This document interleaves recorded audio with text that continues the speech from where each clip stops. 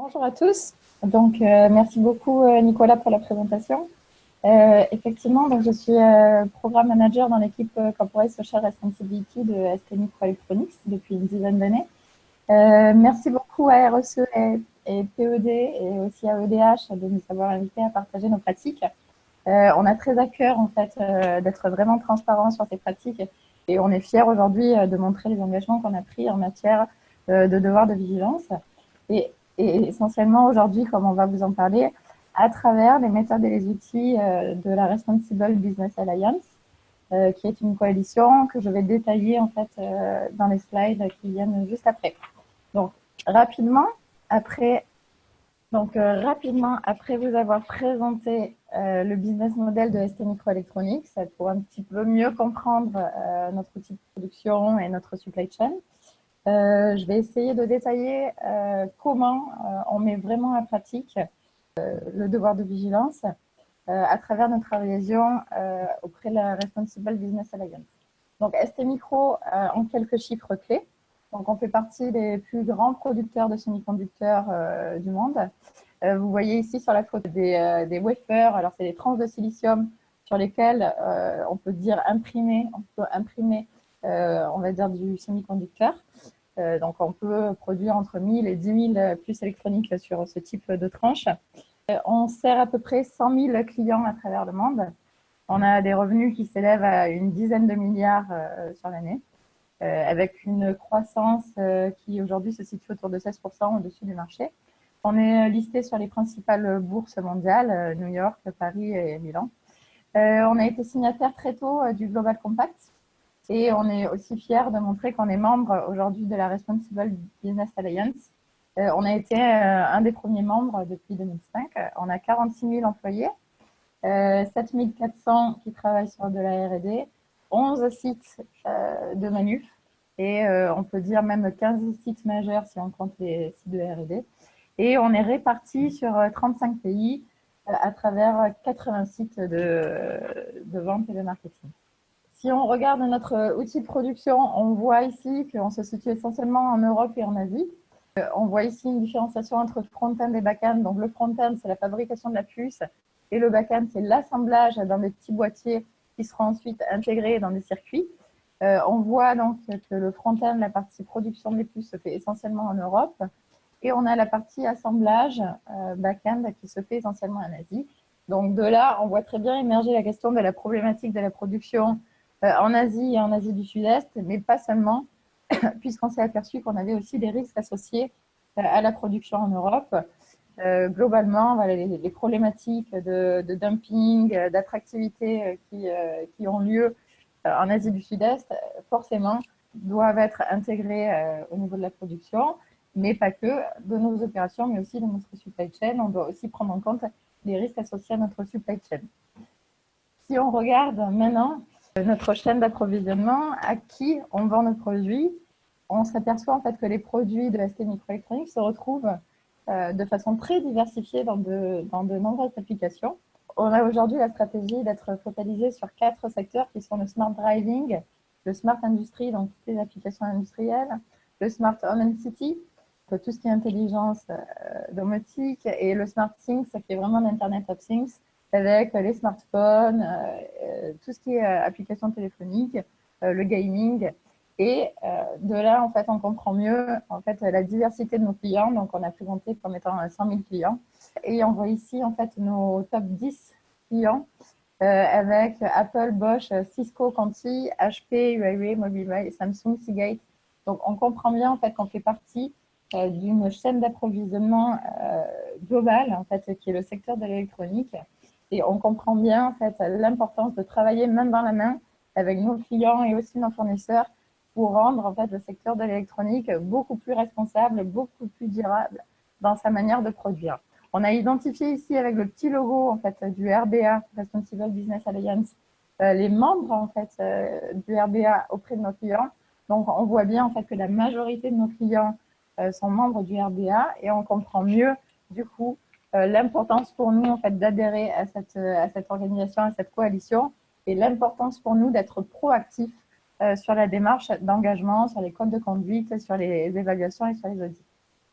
Donc, Laissez-moi vous présenter maintenant un petit peu plus en détail qu'est-ce qu'est le RBA. Donc, le RBA, c'est la Responsible Business Alliance. C'est aujourd'hui en fait identifié comme étant la plus grosse coalition industrielle dédiée en fait à la Corporate Social Responsibility dans les chaînes d'approvisionnement globales. Donc, ST est membre depuis 2005. La Responsible Business Alliance, c'est quoi au départ? C'est déjà un code de conduite qui couvre aujourd'hui les 4 secteurs principaux de la CSR, le social, l'éthique, la santé, sécurité et l'environnement. Tout ça, en fait, englobé sur une démarche robuste de système de management. Dans le social, on va y trouver la prévention du travail forcé, la prévention du travail des enfants, le travail sur les libertés d'association, le sexual harassment et aussi les heures de travail excessives, les conditions de travail. Bien sûr, la santé sécurité aussi est extrêmement importante pour le RBA, l'éthique et l'environnement d'autant plus. Alors, qu'est-ce qu'on voit ici en fait dans les chiffres clés du RBA? On voit qu'il y a eu une formidable progression depuis 2004 avec au départ 8 sociétés et aujourd'hui en fait une formidable explosion qui nous mène à 140, plus de 140 compagnies du secteur électronique, mais pas que, puisque depuis 2018, le RBA a changé son nom. Il est passé en fait de EICC, qui voulait dire Electronic Industry Citizenship Coalition, donc qui vraiment était identifié secteur électronique, pour passer aujourd'hui en fait à Responsible Business Alliance, qui se veut beaucoup plus large et englober en fait les secteurs industriels connexes qui peuvent être l'automobile. Donc on a vu très bien sur le slide précédent que ST Microélectronique, c'est l'électronique, mais on sert énormément le secteur de l'automobile, d'où l'importance en fait réellement de faire des connexions entre les différents secteurs et de s'étendre sur le secteur de la distribution, sur le secteur du jouet aussi, puisqu'aujourd'hui, le secteur du jouet, c'est un secteur très électronisé. En termes d'importance en fait, de cette coalition, on s'aperçoit en fait qu'on est à plus de 5 000 milliards d'annuels revenus. Donc, d'où l'importance en fait extrême d'avoir une direction commune et de travailler tous ensemble pour développer des codes de conduite, des méthodologies d'évaluation et d'audit communes pour avoir d'autant plus de force sur le terrain. Ça représente, rien qu'en comptant les membres, 6 millions de personnes. Donc, on voit la force d'action. Et si on prend sur le niveau d'en dessous, en fait, ce qu'on appelle le tiers 1 supplier, c'est-à-dire le niveau d'approvisionnement direct de nos fournisseurs, qui eux aussi sont en charge de mettre en place le code de conduite RBA dans plus de 120 pays. On touche en fait des milliers de fournisseurs et on peut se dire qu'on touche beaucoup plus que 6 millions de personnes. On en touche sûrement peut-être, on pourrait peut-être les compter en milliards. Donc, on rentre ici dans le cœur du sujet. C'est comment on met en pratique réellement de façon factuelle notre adhésion au RBA. Qu'est-ce que ça veut dire adhérer au RBA? Ça veut dire adhérer premièrement à un code de conduite, donc ce qu'on appelait ici, quand on regarde à gauche du slide, en fait le RBA Commitment. Donc c'est vraiment adhérer, adopter le code de conduite RBA. Ce code de conduite, on l'a vu, qui couvre le social, l'éthique, l'environnement, la santé, sécurité et les systèmes de management, avec une révision tous les 3 ans. Ça veut dire créer tout un processus de mise en conformité avec le code. Et on voit ici, en fait, que le principe qu'on adopte, c'est de le déployer à la fois à nos opérations, mais aussi en miroir auprès de nos fournisseurs. Et c'est toute la force, en fait, de l'adhésion au RBA, c'est-à-dire qu'on a une force d'action au niveau des membres, mais on la démultiplie en demandant à nos fournisseurs d'adopter les mêmes codes de conduite. Et on ne fait pas que leur demander d'adhérer, puisqu'on leur demande de signer le code de conduite RBA, mais on vérifie à travers des méthodes et des outils. Le premier, c'est une méthode d'auto-évaluation. Donc, à la fois dans nos opérations, nous faisons ce qu'on appelle des self-assessments, donc des auto-évaluations de façon annuelle. On fait la même chose auprès de nos fournisseurs, c'est-à-dire qu'on va demander à nos fournisseurs prioritaires de remplir aussi cette auto-évaluation. Ça nous donne des indications sur quels sont les risques prioritaires sur lesquels travailler. Et au-delà en fait, de cette auto-évaluation, on fait aussi au niveau de nos fournisseurs un screening global avec des critères, on va dire, qui sont plus haut niveau, qui sont de l'ordre du volume d'achat, de la localisation et de la catégorie de fournisseurs pour évaluer un risque global et ensuite focaliser les auto-évaluations vraiment sur les fournisseurs clés. L'étape suivante, c'est vraiment le contrôle et la vérification de cette auto-évaluation qu'on appelle les RBA audits. Alors, on donne la notion ici de third party audit. Ça veut dire quoi? Ça veut dire que le RBA a développé un protocole d'audit qui est validé par une tierce partie. C'est une partie indépendante. Donc, ce n'est pas ST qui va directement auditer ou qui s'audite. C'est, on va dire, payable et contrôlable par le RBA qui ensuite a des gens formés qui viennent nous auditer. Il y a tout un protocole qualité en fait, qui s'assure de l'homogénéité des audits RBA, n'importe quelle localisation, c'est-à-dire en Asie, en Europe, sur une petite taille ou sur une grosse taille d'usine, on va avoir toujours le même protocole homogénéisé. Ça nous permet en fait de crédibiliser ce protocole, de mieux le connaître et ensuite de l'appliquer aussi à notre supply chain. Donc, on reçoit des audits RBA sur tous nos sites de manuf aujourd'hui et aussi on déploie dans notre chaîne d'approvisionnement à aujourd'hui plus d'une centaine de fournisseurs, à la fois des fournisseurs qui sont des fournisseurs manufacturiers, mais aussi des fournisseurs de services où on s'est aperçu qu'en local, sur nos usines de production, on pouvait avoir des services très à risque, comme les sociétés de nettoyage, comme le gardiennage, comme la cantine, qui emploie souvent de la main-d'œuvre qui est peu qualifiée. Et on peut se retrouver ici, en fait, sur les services indirects en local, sur des risques en fait très premium qui sont de l'ordre, qui peuvent être de l'ordre en fait du travail forcé, c'est-à-dire que des travailleurs migrants, par exemple d'Indonésie, vont être recrutés par la société de services en Malaisie pour faire du nettoyage et on se retrouve en fait avec des conditions qui sont peut-être des rétentions de passeports, des prélèvements de frais de recrutement qui peuvent être excessifs. Et dans ce cas-là, en fait, tout le travail des audits RBA et de notre vérification, c'est de s'assurer qu'on arrête ces pratiques et qu'on y remédie de façon régulière dès qu'on change de fournisseur, on va dire en contrôle continu et permanent sur les fournisseurs avec lesquels on travaille sur le long terme. Sur le programme, sur aller au-delà des audits, on travaille aussi sur le Responsible Workplace Programme au niveau de la Malaisie, où on va évaluer la satisfaction de nos travailleurs étrangers par rapport aux travailleurs locaux. Et quand on va aussi au-delà des audits sur les fournisseurs, on va aussi essayer de les former pour les rendre plus sensibles aux risques associés aux standards RBA. Et on planifie aujourd'hui d'impliquer tous nos fournisseurs dans un programme global de sensibilisation. Pour vous donner quelques exemples de reporting, si j'arrive à passer le slide. Quelques exemples de reporting. Vous voyez ici qu'on reporte sur les findings d'audit que l'on a sur le social de façon transparente dans notre rapport annuel. Ça nous permet aussi d'évaluer nos risques à la fois au niveau des auto-évaluations, mais au niveau des audits dans notre supply chain. On voit ici que le risque principal qui ressort de nos audits, c'est les heures de travail excessives et aussi la sécurité au travail. Et on voit en quatrième position le risque de travail forcé.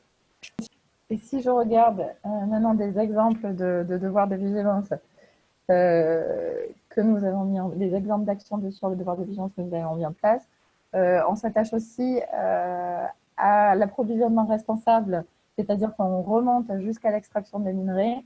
On certifie 100% de nos ce qu'on appelle smelters, c'est-à-dire la transformation des minerais pour ensuite être utilisés dans des pièces. On les certifie à 100% à travers un protocole d'audit qui est le RMAP, Responsible Mineral Assurance Process.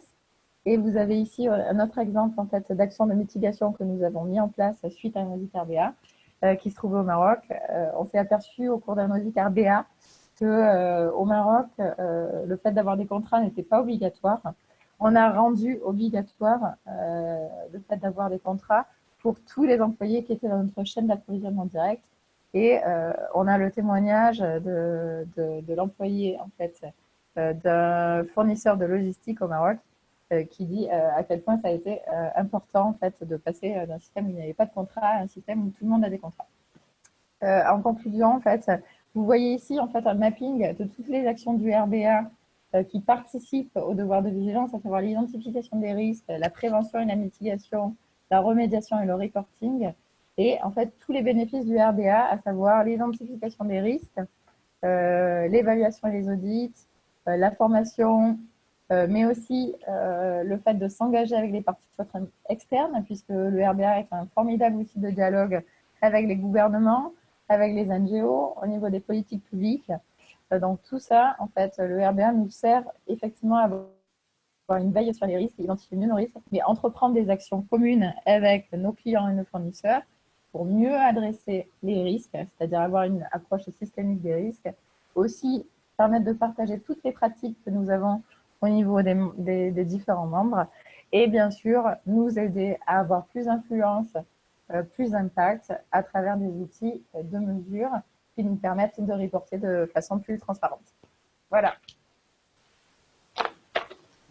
Un grand merci, Julia, pour cette présentation très claire et détaillée sur la manière dont ST Microelectronics collabore et participe à cette initiative, la RBA, qui est d'une échelle tout à fait différente de celle dont parlait Alistair avant dans le milieu de la banane. C'est intéressant de voir un petit peu les différences qu'il peut y avoir entre des initiatives à grande et à plus petite échelle. On a quelques questions qui nous ont été posées sur le fil. La première question avait trait, si je peux la résumer et la reformuler un petit peu, à l'impact concret et aussi la mesure de cet impact. Donc la personne était intéressée particulièrement par les impacts sur les droits humains. Est-ce que vous pouvez donner un exemple concret de la manière dont la RBA a changé la supply chain en matière de droits humains et peut-être faire un commentaire sur comment est-ce que vous mesurez vos impacts à l'échelle de l'initiative? Est-ce que vous avez des indicateurs? Est-ce que vous avez des systèmes de suivi à cet égard? Donc ça, c'est une première question. Je vous pose immédiatement la seconde. Le participant voudrait que vous nous en disiez davantage sur le dialogue et l'engagement des parties prenantes de votre entreprise via RBA sur les questions de vigilance. Donc, comment est-ce que vous intégrez vos propres parties prenantes dans le processus RBA? Et j'ai une troisième question qui vient de s'afficher. Est-ce que vous avez un mécanisme de traitement des griefs? Est-ce que vous avez un mécanisme d'alerte? Et si oui, comment est-ce que ça fonctionne? Donc, trois questions pour vous. Les indicateurs, l'implication des parties prenantes et les systèmes de griefs éventuels. La première, c'est la question de la mesure de l'impact que nous avons sur les droits humains, donc l'impact positif. Depuis à peu près 2010, où on a commencé à vraiment déployer les auto-évaluations et les audits, on a effectivement mis en place des KPIs.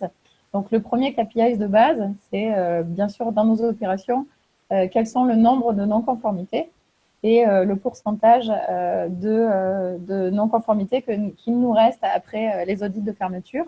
On a un objectif assez ambitieux et agressif qui est de fermer toutes nos non-conformités après un audit de fermeture. Un audit de fermeture vient à peu près entre 9 mois et 1 an après l'audit initial.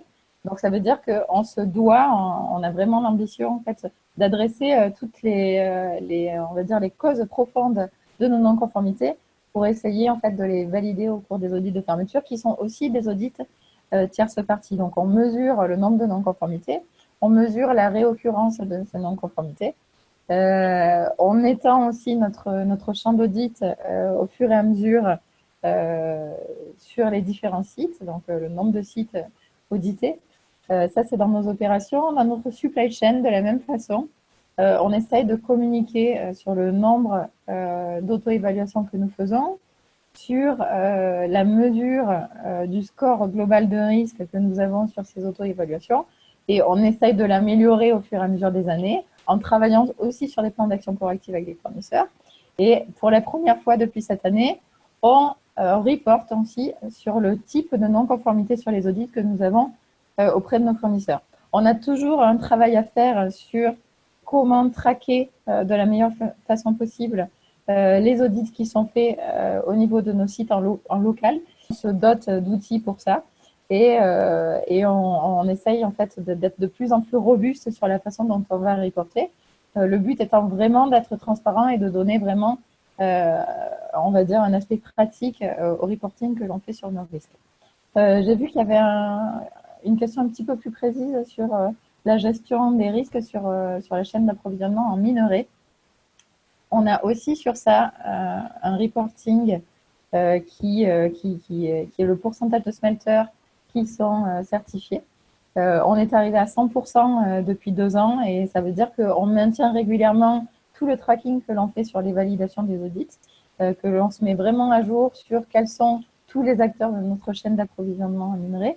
Et on s'est inscrit depuis 2017 à ce qu'on appelle la Responsible Minerals Initiative, qui a pour but vraiment d'étendre le devoir de vigilance au-delà des minéraux de conflit en République démocratique du Congo et ses pays avoisinants, et vraiment de l'étendre en fait sur tous les minerais qui pourraient être à risque, à savoir le cobalt et d'autres minerais qui pourraient apparaître à risque sur la scène internationale. Deuxième question en fait qui était à moi ce que vous voulez. Deuxième question sur le dialogue avec les parties prenantes. Alors, comme je le précisais dans le dernier slide, en fait, effectivement, le RBA est un formidable outil d'engagement avec les parties prenantes, puisqu'on a vraiment une approche systémique des risques, à savoir, on ne considère pas que les risques sont seulement à gérer au niveau des usines, ils sont vraiment à gérer au niveau des politiques globales. C'est pour ça que le RBA est profondément engagé, en fait, à entamer un dialogue avec les gouvernements. Et si on prend, on va dire, le problème majeur qui a été identifié de façon extrêmement forte, en fait, depuis à peu près 2014, par les ONG, qui est le travail forcé, les corridors en fait, de migration qui arrivent jusqu'en Malaisie. Donc, si on prend ce problème-là, le RBA a très tôt entamé un dialogue avec le gouvernement malaisien pour qu'il s'engage fortement à adopter des lois qui vraiment essayent de limiter la marge d'action en termes de prélèvement de frais sur les agences de recrutement, qui oblige par exemple les usines locales à employer directement les travailleurs migrants pour éviter les intermédiaires de recrutement et ainsi les prélèvements abusifs à de divers niveaux de la chaîne d'approvisionnement. Un autre exemple d'engagement avec les parties prenantes, c'est le fait que tous les 3 ans, le code de conduite RBA est revu et n'importe qui peut soumettre des révisions en fait sur n'importe quelle section du RBA. Un exemple qui a été mis à jour sur la dernière révision, c'est qu'on s'est aperçu sur la problématique du travail forcé, c'est que la substitution des contrats n'était pas bien identifiée comme un problème majeur. Donc, on a réintroduit dans la notion de travail forcé vraiment le fait d'interdire la substitution des contrats d'un pays d'origine à un pays de recrutement du travailleur migrant pour éviter les abus liés à des changements de contrat entre-temps. Donc, c'est typiquement soit des membres, soit des ONG, soit des consultants qui proposent ces mises à jour et qui permet en fait au code de conduite d'être vraiment aligné avec les attentes des parties prenantes externes. Voilà, quelques exemples de dialogue avec les parties prenantes. En termes de mécanismes de réclamation, il n'y a pas au niveau du RBA de mécanisme de réclamation spécifique. Par contre, il y a effectivement dans les exigences du système de management d'avoir au niveau de l'entreprise un mécanisme de grievance. Donc ST en a un. Il en a un à plusieurs échelles, à savoir au niveau local, qui est directement communiqué avec vos RH, avec vos managers. Et ensuite, nous donnons à tous nos employés, mais aussi à nos fournisseurs, la possibilité d'utiliser un mécanisme global, externe, soit de façon anonyme, soit de façon non anonyme. Et on donne aussi des éléments de reporting dans notre rapport annuel sur ce mécanisme de reporting des plaintes. Voilà. Donc, j'espère que j'ai répondu aux questions.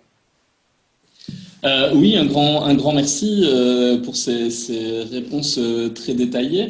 On est au bout du temps, mais on me dit qu'on peut déborder de quelques minutes. Donc, si vous êtes encore disponible, je vois qu'il y Bien sûr. a une question supplémentaire qui a été posée sur le forum qui se rattache en fait au thème du webinaire aussi, qui est celui du reporting extra-financier. Donc, par exemple, le plan de vigilance dont on parlait dans le cadre de la loi.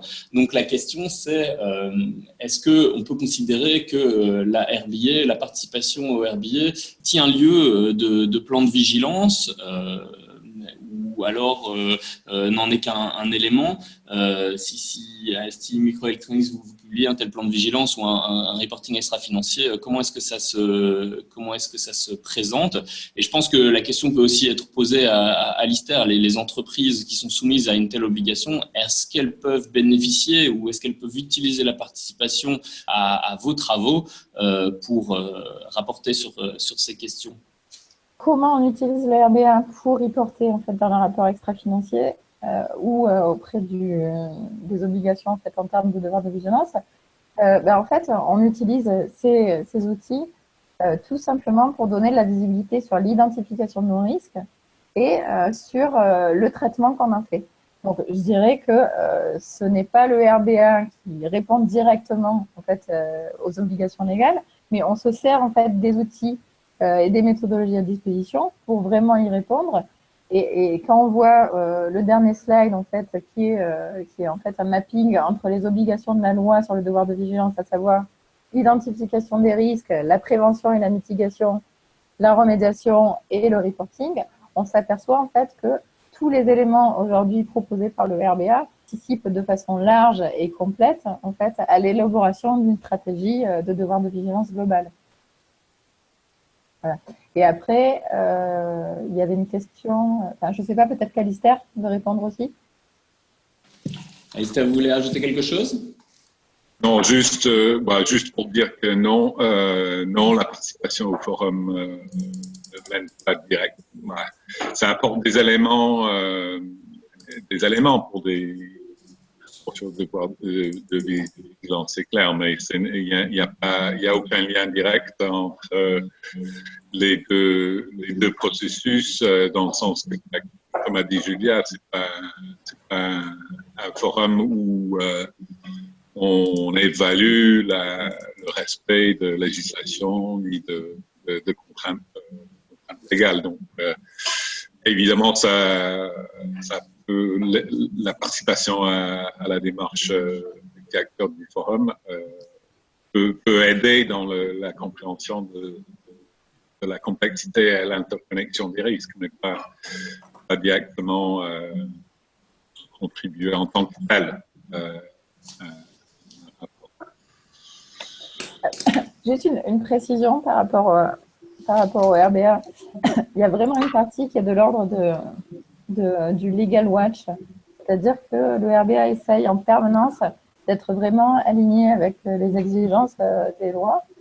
Ils ont pris, en fait, vraiment, dès le début, le travail fait sur le devoir de vigilance français comme un modèle. Et régulièrement, en fait, ils soulignent, en fait, on va dire, le scope extensif de cette loi comme étant, en fait, la ligne directrice et, on va dire, l'aboutissement que, globalement, toute la tendance à légiférer suit. Donc, il y a vraiment, de la part du RMA, une volonté d'aligner, en fait, les méthodologies et les outils à ce scope extensif que propose aujourd'hui la loi française.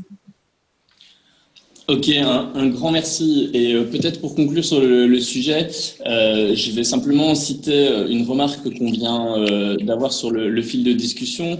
Donc la remarque, je vais simplement la lire parce qu'elle est très clairement formulée. Une remarque sur la question de l'utilisation des initiatives sectorielles pour répondre à la loi. Ce sont bien évidemment des outils très utiles pour appliquer la loi, mais aussi pour l'interpréter, car ces initiatives sont des traductions opérationnelles des référentiels de soft law d'où vient la loi. Donc, vous parlez par exemple des principes directeurs de l'ONU ou des différents guides de l'OCDE. Et je pense qu'il y a une clarification qui est aussi importante à faire. Les retours que nous avons des ONG sur la mise en œuvre de la loi ne sont pas tous positifs et il ne faut pas uniquement se réfugier derrière la simple adhésion à des initiatives sectorielles. C'est-à-dire qu'il faut aussi démontrer comment la participation à ces initiatives sectorielles permet à l'entreprise en tant qu'entité individuelle de répondre aux exigences de la loi. Donc, je pense que c'est important. Pour conclure, je voudrais peut-être tirer 2 enseignements des présentations que l'on a entendues aujourd'hui. Tout d'abord, le fait que les initiatives sectorielles permettent de mettre en place un dialogue structuré et inclusif entre des parties d'origine très différentes, mais surtout aussi qui ont des ressources et des moyens très différentes. On a entendu, ça permet de mettre autour de la table des grosses entreprises, mais aussi des petites ONG, mais aussi des syndicats, etc., qui ne pourraient pas nécessairement participer à la définition des pratiques ou à la définition des structures de prix, par exemple, si elles ne participaient pas à ces initiatives sectorielles. Donc, c'est une première chose, le fait de créer un dialogue structuré. Et la deuxième chose, c'est que, on l'a vu très clairement, notamment dans la présentation de Julia, ces initiatives sectorielles ont le potentiel, grâce à la force de frappe collective de tous les acteurs, de changer en profondeur la dynamique de toute une chaîne d'approvisionnement, pas seulement au niveau d'une seule entreprise, mais au niveau d'un secteur ou d'une région tout entière. Donc, il y a véritablement des bénéfices importants à tirer du développement de ces initiatives.